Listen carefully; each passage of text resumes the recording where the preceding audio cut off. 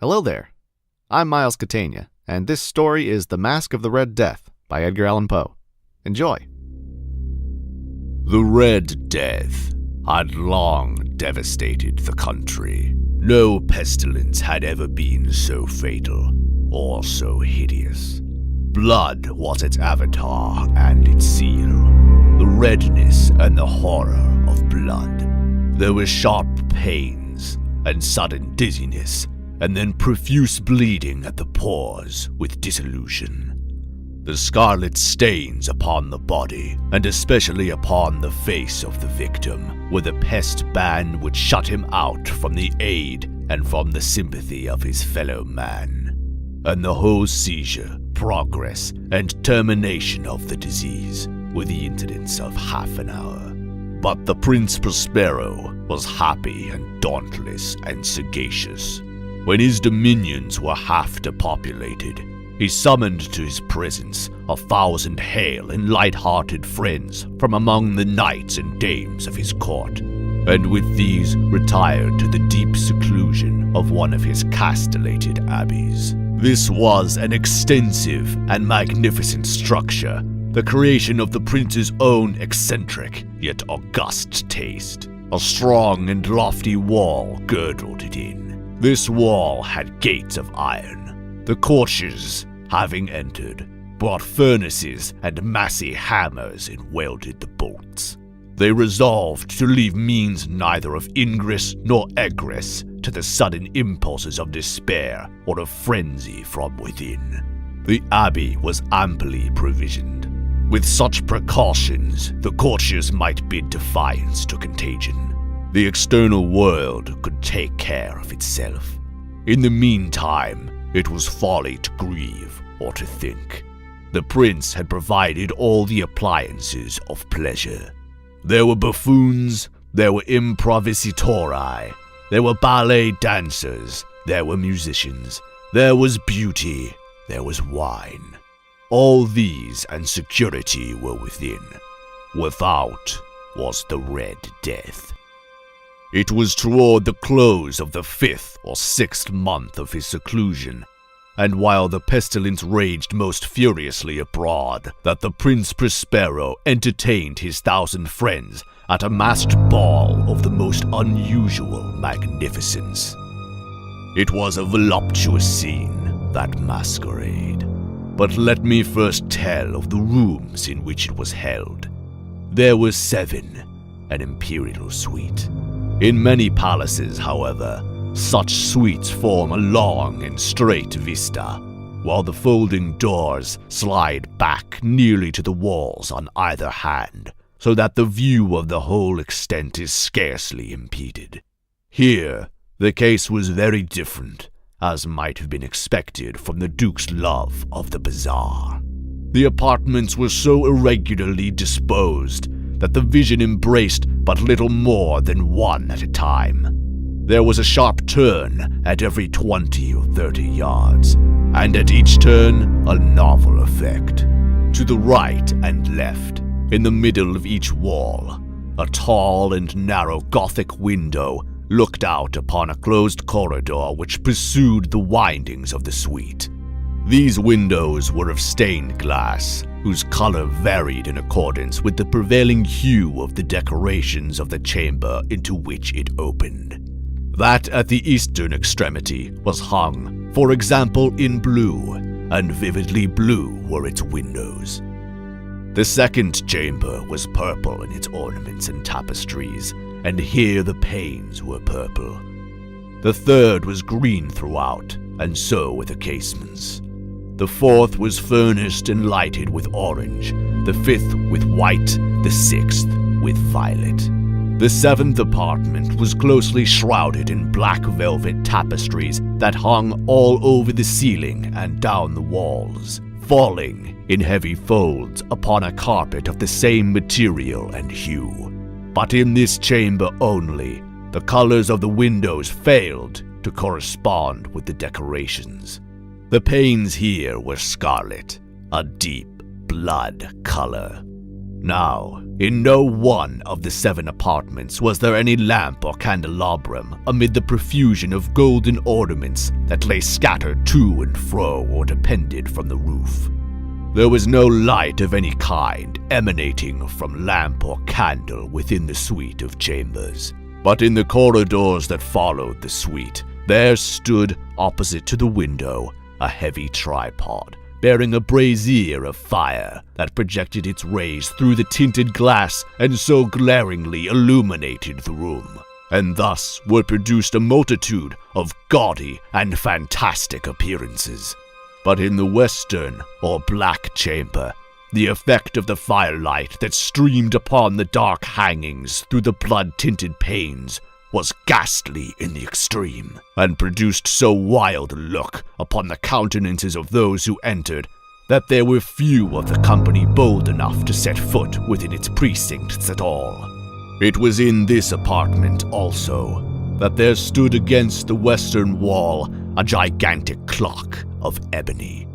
Its pendulum swung to and fro with a dull, heavy, monotonous clang, and when the minute hand made the circuit of the face, and the hour was to be stricken, there came from the brazen lungs of the clock a sound which was clear and loud and deep and exceedingly musical, but of so peculiar a note and emphasis that, at each lapse of an hour, the musicians of the orchestra were constrained to pause momentarily in their performance, to hearken to the sound, and thus the waltzers perforce ceased their evolutions, and there was a brief disconnect of the whole gay company, and, while the chimes of the clock yet rang, it was observed that the giddiest grew pale, and the more aged and sedate passed their hands over their brows, as if in confused reverie or meditation. But when the echoes had fully ceased,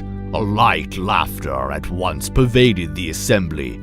The musicians looked at each other and smiled, as if at their own nervousness and folly, and made whispering vows, each to the other, that the next chiming of the clock should produce in them no similar emotion. And then, after the lapse of 60 minutes, which embraced 3,600 seconds of the time that flies, there came yet another chiming of the clock, and then with the same disconcert and tremulousness and meditation as before. But, in spite of these things, it was a gay and magnificent revel. The tastes of the Duke were peculiar. He had a fine eye for colors and effects. He disregarded the decora of mere fashion. His plans were bold and fiery, and his conceptions glowed with barbaric luster. There are some who would have thought him mad. His followers felt that he was not. It was necessary to hear and see and touch him to be sure that he was not.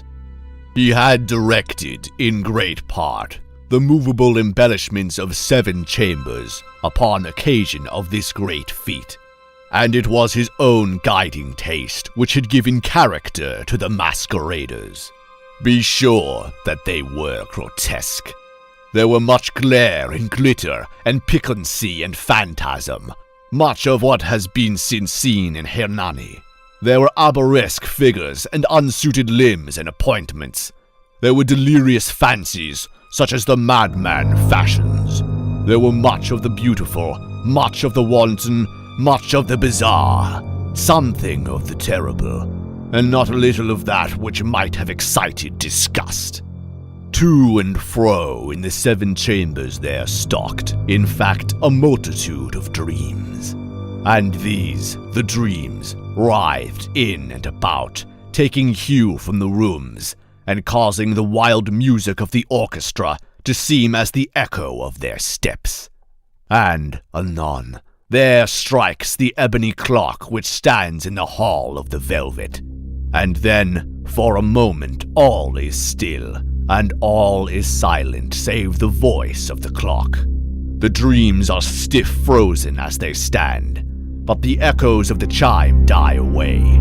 They have endured but an instant, and a light, half-subdued laughter floats after them as they depart. And now again, the music swells, and the dreams live and writhe to and fro more merrily than ever, taking hue from the many tainted windows through which stream the rays from the tripods. But to the chamber which lies most westwardly of the seven, there are now none of the maskers who venture, for the night is waning away, and there flows a ruddier light through the blood-colored panes. And the blackness of the sable drapery appalls, and to him whose foot falls upon the sable carpet, there comes from the near clock of ebony a muffled peal more solemnly emphatic than any which reaches their ears who indulge in the more remote gaieties of the other apartments. But these other apartments were densely crowded, and in them beat fervishly the heart of life, and the revel went whirringly on, until at length there commenced the sounding of midnight upon the clock. And then the music ceased, as I have told, and the evolutions of the waltzers were quieted, and there was an uneasy cessation of all things as before. But now there were 12 strokes to be sounded by the bell of the clock, and thus it happened. Perhaps that more of thought crept, with more of time, into the meditations of the thoughtful among those who reveled. And thus too it happened, perhaps, that before the last echoes of the last chime had utterly sunk into silence, there were many individuals in the crowd who had found leisure to become aware of the presence of a masked figure which had arrested the attention of no single individual before. And the rumor of this new presence having spread itself whisperingly around, there arose at length from the whole company a buzz, or murmur, expressive of disapprobation and surprise, then, finally, of terror, of horror, and of disgust. In an assembly of phantasms such as I have painted, it may well be supposed that no ordinary presence could have excited such sensation. In truth, the masquerade license of the night was nearly unlimited, but the figure in question had out-heralded Herod, and gone beyond the bounds of even the prince's indefinite decorum. There are chords in the hearts of the most reckless which cannot be touched without emotion, even with the utterly lost, to whom life and death are equally jests. There are matters of which no jest can be made.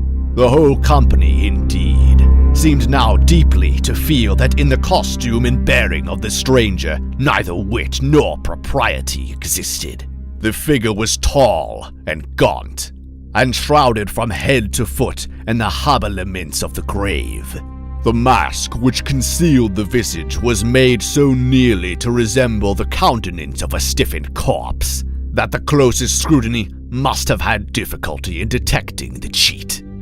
And yet all this might have been endured, if not approved, by the mad revelers around. But the murmur had gone so far to assume the type of the Red Death.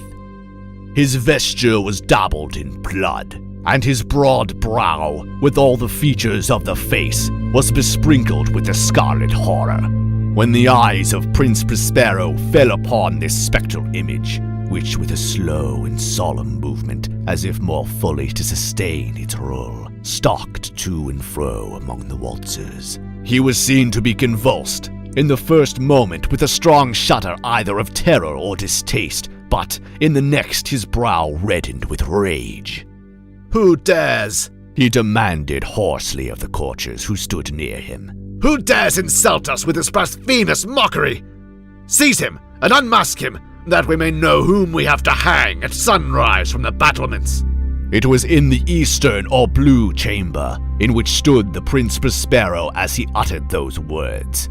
They rang throughout the 7 rooms loudly and clearly, for the prince was a bold and robust man, and the music had become hushed at the waving of his hand. It was in the blue room where stood the prince, with a group of pale courtiers by his side. At first, as he spoke, there was a slight rushing movement of this group in the direction of the intruder, who, at the moment, was also near the hand, and now, with deliberate and stately step, made closer approach to the speaker.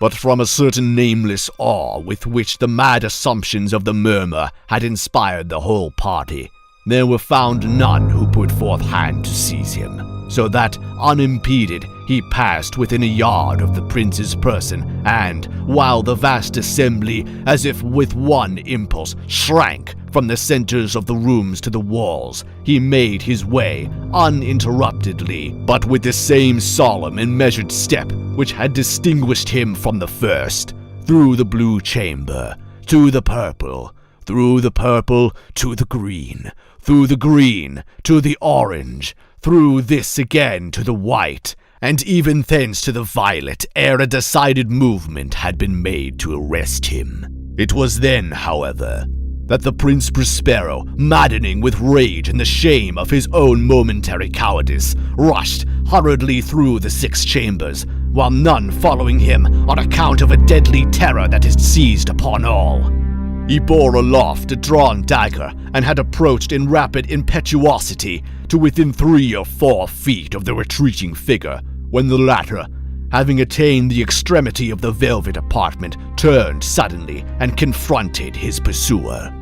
There was a sharp cry, and the dagger dropped, gleaming upon the sable carpet, upon which instantly afterward fell prostrate in death the Prince Prospero.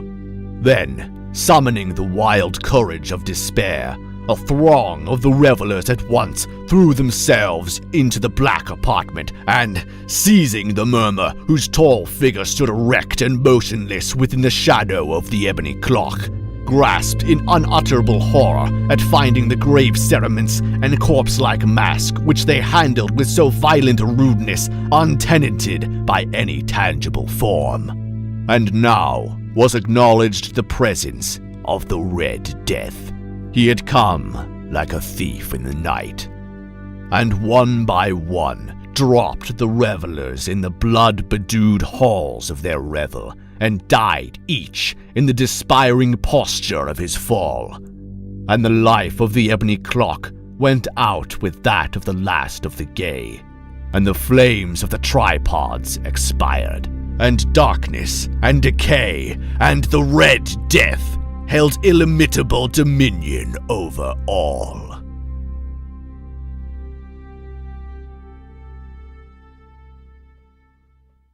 And that's our story. If you've stayed all the way to the end, thanks for listening, and I hope you'll listen to future readings.